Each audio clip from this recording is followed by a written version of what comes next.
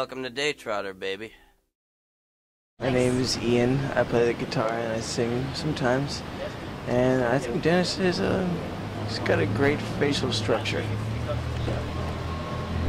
Wow, thanks. Nice to meet You too.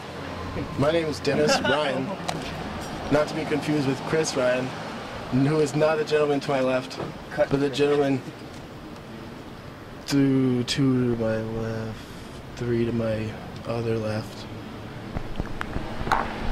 Hey, I'm Robbie. I play drums and keys. And John's body... Oh, yeah. Sax and keys. Wow. It's been a great day. Merlot. And, yeah. Glow in the sun. And John's body odor is less offensive than most. Hi, I'm John McCauley. I play the guitar and I do a little bit of singing. And Chris right here next to me has a very robust penis. My name is Chris, I play bass.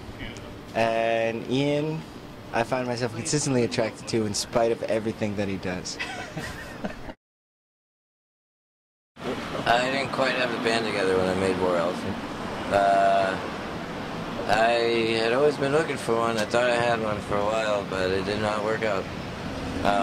So I was stuck playing mostly everything on the record. I did get Nat Baldwin though from right across in Portsmouth to play some bass on.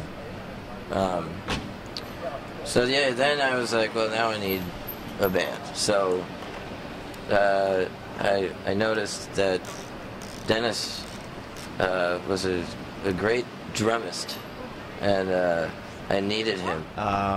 Then I joined the band, and we progressively got louder and louder. I used to play upright, and then we got too loud for that. And then we eventually met Ian, who used to play in a band, Titus Andronicus.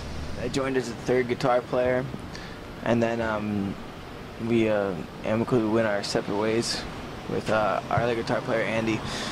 And we're playing together, having a great time all across the world. And then we realized, in putting out our record at the time, Black Dirt Sessions, that we were going to need some kind of keys. So our friend Robert Barry Crowell came into the picture and really filled out the sound.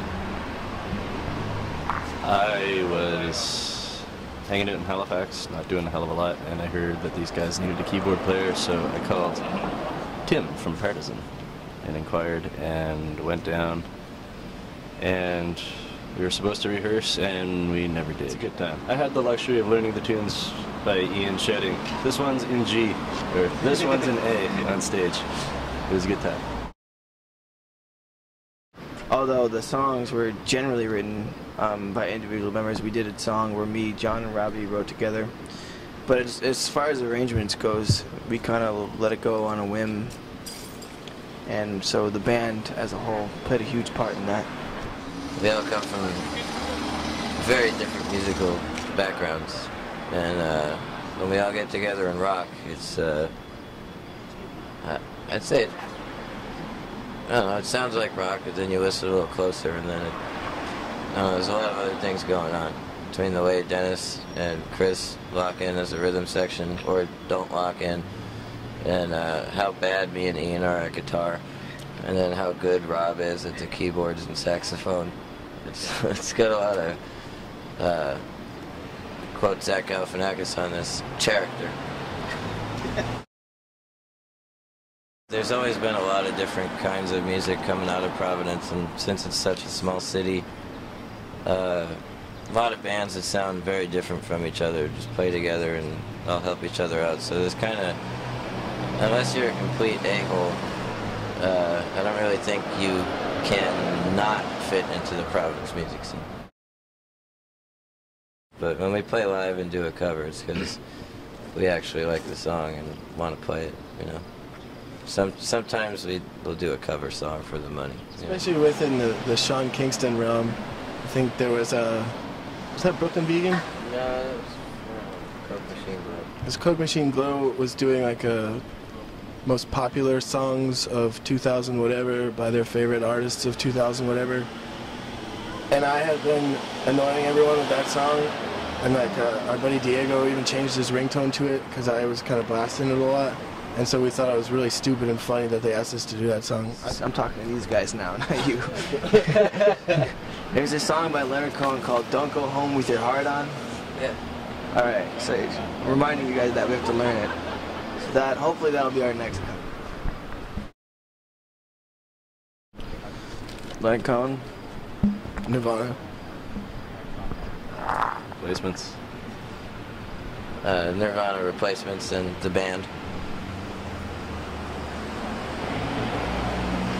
I like Aretha Franklin, alright.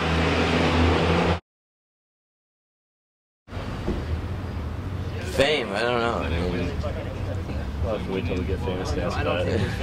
I don't think we're really famous. I think people know our music, and if, you know, people know a song or our entire catalog, and you know, wouldn't recognize any of us at the grocery store or something. That works perfect, you know. So I don't think we necessarily want to get any bigger, but we are very welcoming of that idea, you know. Because I mean, life's pretty easy, you know. I think. I don't know. I'm not there most of the time. I think maybe the solution to this problem is if we wore masks like Slipknot. Then we could walk to the grocery store. In a mask and a red mask. Go to the bank wearing a mask. Through the process of making Middle Brother and this new project that doesn't have a name yet, it's nice to see how other musicians work, and it's nice when musicians from other bands and other places can get together and kind of get rid of any ego that might be there and just play with each other. It's I don't really know how much I've learned from everybody, but it's really fun to watch everybody, you know. And I learned a lot about recording and like production of albums through it. Thanks to Adam Landry and Justin Collins, who produced Middle Brother. I liked working with them so much that I had them work with us on Divine Providence, and I had them do the new project that Rob is in that too, that we just did. It's me and Rob with Steve from Los Lobos, Hardy from Dead Confederate, and Ian from Black Lips, and our friend Brian from Six Finger Satellite. That was fun. I'm still kind of high from all that. Just finished it like 4 days ago. Then I just got a call from Steve, and he was like, "Hey, I'm in Chattanooga tomorrow. I'm just gonna drive up to Nashville, and I'm gonna go add some stuff on the stuff I didn't play on." It's like, I can't bear to think about those songs without me playing on them. So that made me even higher about this whole thing.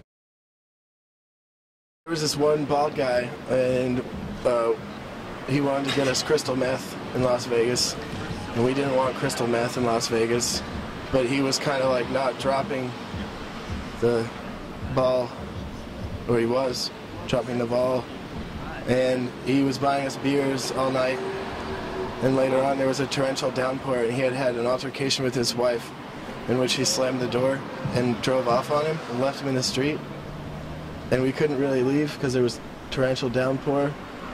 And then there was a knocking at the school bus door late in the evening.